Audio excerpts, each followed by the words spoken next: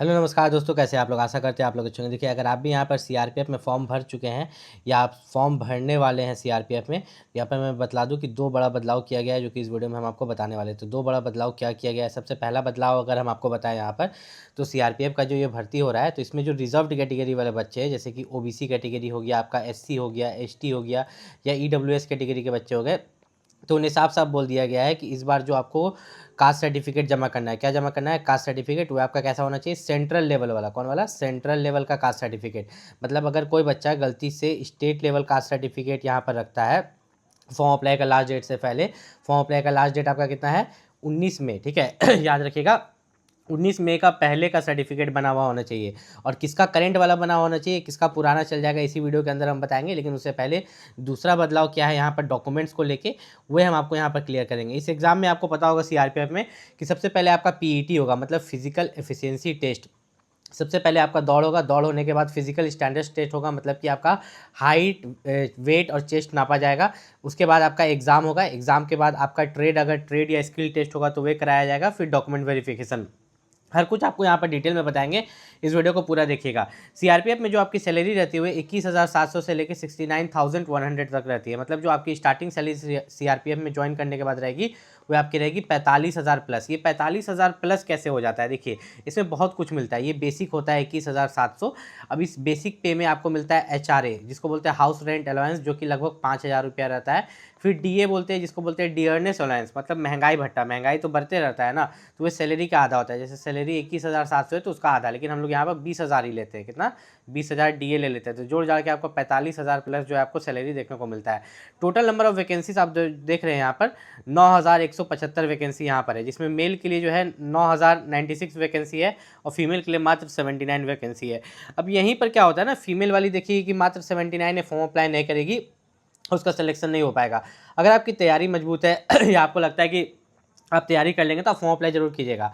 अब जो आप यहाँ पर बहुत सारे पोस्ट देख रहे हैं, जैसे कि आप यहाँ पर देखिएगा, आपका बार्बर हो गया, बगलर हो गया, ठीक है, कॉबलर, कुक, कारपेंटर, ड्राइवर, माली। तो यहाँ पर हर किसी में सर्टिफिकेट की ज़रूरत नहीं है। बहुत सारे ऐसे पोस्ट है जिसमें सिर्फ 10th पास मांगा गया है और किसी किसी पोस्ट में 10th पास के साथ साथ सर्टिफिकेट मांगा गया है। चलिए हम इसको आपको अच्छे से समझाते हैं एक एग्जाम्पल के साथ। जैसे कि हम लोग थोड़ा सा नीचे चले अगर, तो यहाँ पर इन्होंने दिया है कि जो एज लिमिट होना चाहिए, जैसे ड्राइवर के लिए 21 साल से लेकर 27 साल तक, ठीक है। बाकी जो छूट मिलता है मिलेगा यहाँ पर।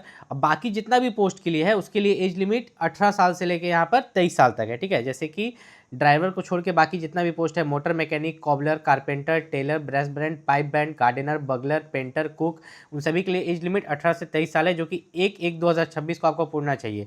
और जो भी एज रिलैक्सेशन है, जैसे कि ओबीसी को 3 साल का मिलता है, SC/SC को 5 साल का मिलता है, तो वे सभी एज रिलैक्सेशन मिलेंगे। मतलब एज में छूट मिलता है। आपका एज कंप्लीट भी हो गया तो ओबीसी है तो 3 साल का छूट, SC/ST है तो 5 साल का छूट। लेकिन ये जो process and format of certificates है, इसको थोड़ा सा ध्यान से समझिए। देखिए यहाँ पर दो तरह का कास्ट सर्टिफिकेट होता है। एक आपका होता है स्टेट लेवल कास्ट सर्टिफिकेट और दूसरा होता है आपका यहाँ पर सेंट्रल लेवल कास्ट सर्टिफिकेट।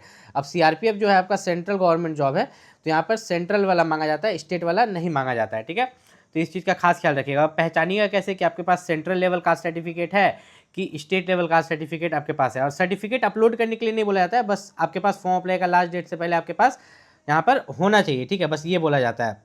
देखिए यहाँ पर साफ साफ इन्होंने लिखा है, crucial date for the claiming of SC/ST OBC EWS certificate will be the closing date of the receipt of application, जो कि 19/5/2026 है। मतलब 19 में से पहले अगर आप रिजर्व्ड कैटेगरी से बिलोंग करते हैं, जैसे SC/ST OBC EWS, तो आपका कास्ट सर्टिफिकेट फॉर्म अप्लाई का लास्ट डेट से पहले बना होना चाहिए।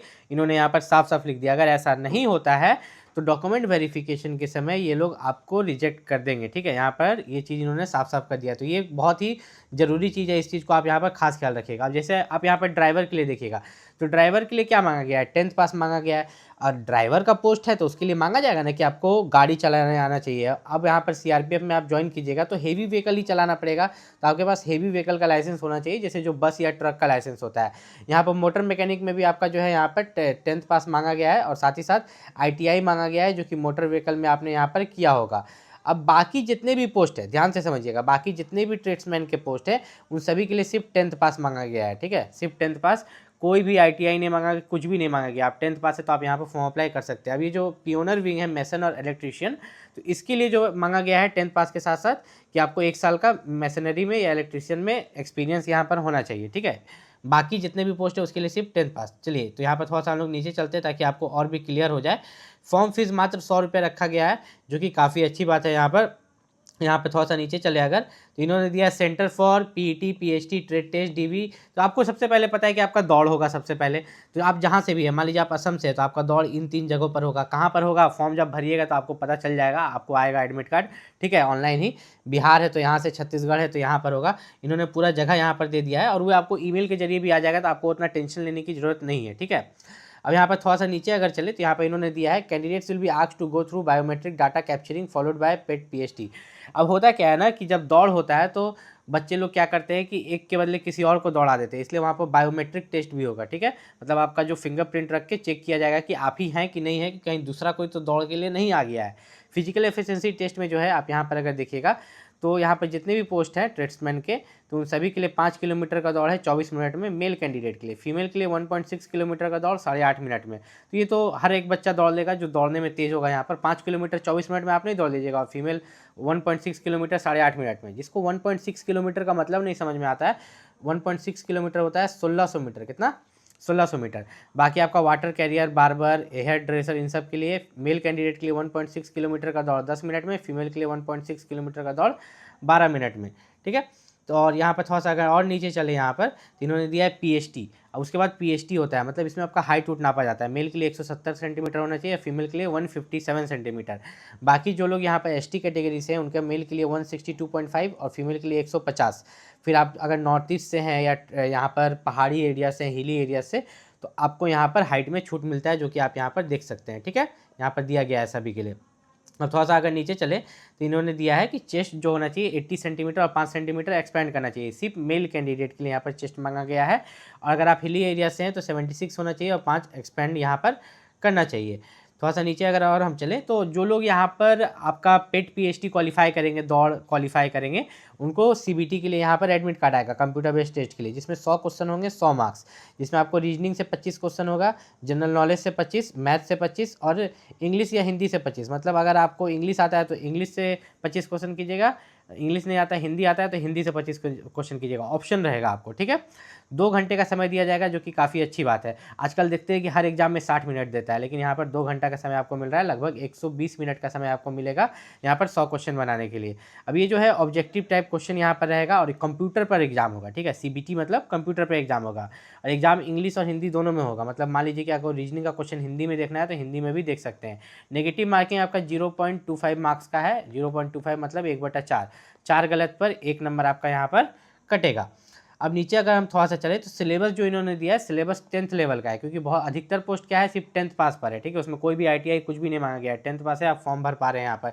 सब खेला पता है किसका है, इसमें हाइट का है। जिसका हाइट है यहाँ पर 170 सेंटीमीटर वही फॉर्म भर पा रहा है। बाकी सिर्फ एसटी कैटेगरी और हिली एरियाज को ना हाइट में छूट मिल रहा है, बाकी सबका तो हाइट यहाँ पर होना चाहिए। तो जिनका हाइट है उनके लिए ये बहुत प्लस पॉइंट है, बहुत अच्छा वैकेंसी है। फॉर्म जरूर भरिएगा, किसी के बाद में आके फॉर्म ऐसा नहीं कि नहीं भरिएगा, फॉर्म भर के ट्राई जरूर कीजिएगा। अब डॉक्यूमेंट वेरिफिकेशन की बात करें तो डॉक्यूमेंट वेरिफिकेशन में यहाँ पर याद रखिएगा कि जिन लोगों का, ठीक है, जो भी फॉर्म भर रहे हैं यहाँ पर, तो आप 10th लेवल पर फॉर्म भरे तो 10th का पासिंग सर्टिफिकेट और 10th का मार्कशीट आपको चाहिए।